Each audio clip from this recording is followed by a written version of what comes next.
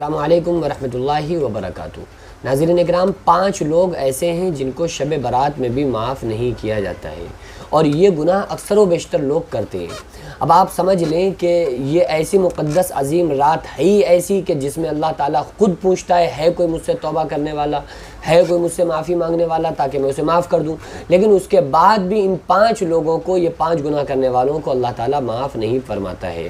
وہ کون سے 5 لوگ ہیں اور وہ کون سے 5 گناہ ہیں؟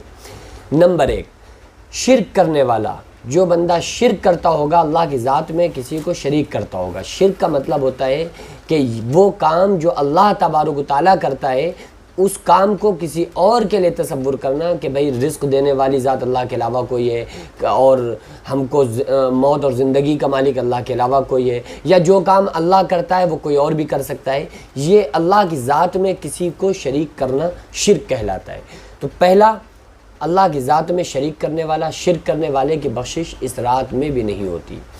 دوسرا، ماں باپ کے نافرمان کی بخشش ایسی مقدس عظیم رات میں بھی نہیں کی جاتی۔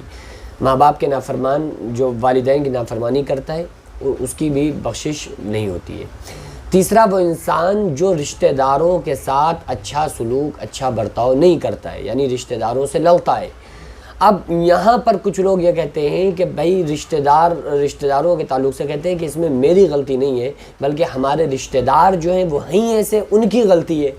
بھائی پرابلم یہیں پہ آ جاتی ہے کہ وہ رشتہ دار جن کو آپ قصوروار ٹھہرا رہے ہیں، جن کو آپ یہ کہہ رہے ہیں کہ بھائی میری غلطی نہیں، میری طرف سے کوئی لڑائی نہیں ہے، لڑائی جو ہے ان کی طرف سے ہے، یہی بات وہ لوگ بھی کہہ رہے ہوتے ہیں۔ وہ لوگ کہہ رہے ہوتے ہیں لڑائی میری طرف سے نہیں، لڑائی آپ کی طرف سے ہے۔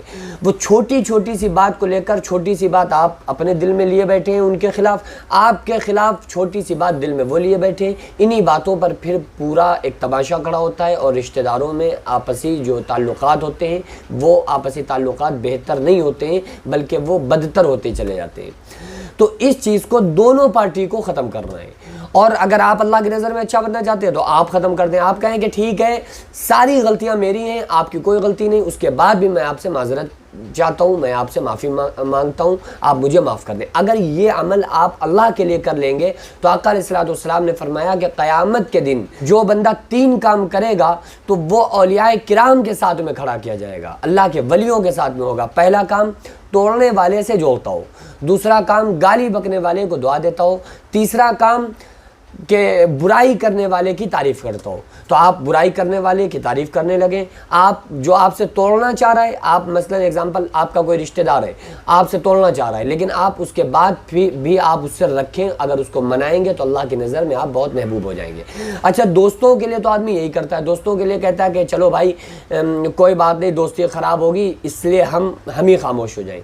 تو دوستی سے زیادہ پہلے حق ہے رشتہ داروں کا۔ اللہ نے کیا فرمایا کہ وَاعْبُدُوا اللَّهَ وَلَا تُشْرِكُوا بِهِ شَيْئًا وَبِذِي الْقُرْبَى۔ اللہ نے فرمایا کہ شرک نہ کرنا، اور اس کے بعد میں اللہ نے فرمایا اللہ کی عبادت کرو، اللہ کی ذات میں کسی کو شریک نہ کرو، قریبیوں کے ساتھ، اپنے رشتہ داروں کے ساتھ اچھا سلوک کرو، والدین کے ساتھ اچھا سلوک کرو، اس کے بعد غربا، یتیم اور مسکین کے ساتھ اچھا سلوک کرو۔ تو یہ جو رشتہ دار ہیں ان کے ساتھ اچھا تعلق رکھنا یہ بہت افضل عمل ہے، اور اگر کوئی انسان نہیں رکھتا ہے تو وہ گناہگاری کی سطح تک پہنچ سکتا ہے۔ تو رشتہ داروں سے لڑائی رکھنے والا، رشتہ داروں سے بغض رکھنے والے کی بھی اس رات بخشش نہیں ہوتی ہے۔ چغلی کرنے والا، کسی کی غیبت کرنے والا، ایسے شخص کی بھی بخشش نہیں ہوتی ہے۔ اچھا، غیبت کے تعلق سے لوگ یہ سمجھتے ہیں کہ ہم جس کی برائی کر رہے ہیں وہ برائی اس کے اندر موجود ہے۔ بھائی آقا علیہ الصلوۃ والسلام نے جب فرمایا کہ چغل خور جنت میں داخل نہیں ہوگا، تو صحابہ نے کہا یا رسول اللہ صلی اللہ علیہ وسلم، ہم جس کی برائی کر رہے ہیں اگر وہ کمی اس کے اندر موجود ہو تو، یعنی کہ ہم کسی کو چور کہہ رہے ہیں، یا ہم کسی کے بارے میں کہہ رہے ہیں کہ بھائی فلاں شخص بہت بڑا گناہگار ہے، بے نمازی ہے، اور اگر وہ گناہ اس کے اندر موجود ہو تو آقا علیہ السلام نے فرمایا جبھی تو چغلی ہے، جبھی تو غیبت ہے۔ اگر کوئی ایسی بات تم نے کسی کے لیے کہی جو اس کے اندر موجود نہ ہو تو پھر وہ غیبت کہاں، وہ تو بہتان ہو جائے گا۔ تو اس لیے ہمیں، اچھا لوگ بیٹھ جاتے ہو، کیا کہہ رہے ہوتے ہیں کہ ارے یار وہ انسان بڑا چغل خور ہے، بہت غیبت کرتا ہے، اور ہم اس کی یہاں بیٹھ کے کیا کر رہے ہیں؟ بھائی یہ ہم بھی تو غیبت ہی کر رہے ہیں نا۔ لیکن وہی بات ہے نا کہ انسان کو اپنی غلطی نظر نہیں آتی۔ یاد رکھو، کسی کی طرف ایک انگلی اٹھانے سے پہلے دیکھ لیں کہ 3 انگلیاں ہماری طرف ہیں۔ تو غیبت کرنے والے کی بخشش اس رات میں نہیں ہوتی۔ اس کے علاوہ شراب پینے والے کی بخشش اس رات میں نہیں کی جاتی۔ آقا علیہ السلام نے فرمایا شراب تمام برائیوں کی جڑ ہے، تو اس لیے جو انسان شراب پیتا ہوگا اس کی بخشش اس رات میں نہیں ہوتی۔ اب سوال یہ پیدا ہوتا ہے کہ اگر یہ 5 گناہ کسی کے اندر ہے یا 5 گناہوں میں سے کوئی ایک گناہ کسی کے اندر ہے، تو اب وہ کیا کرے، اس کی کیسے معافی ہوگی، اس کی کیسے بخشش ہوگی اور اسے کیسے معاف کیا جائے گا؟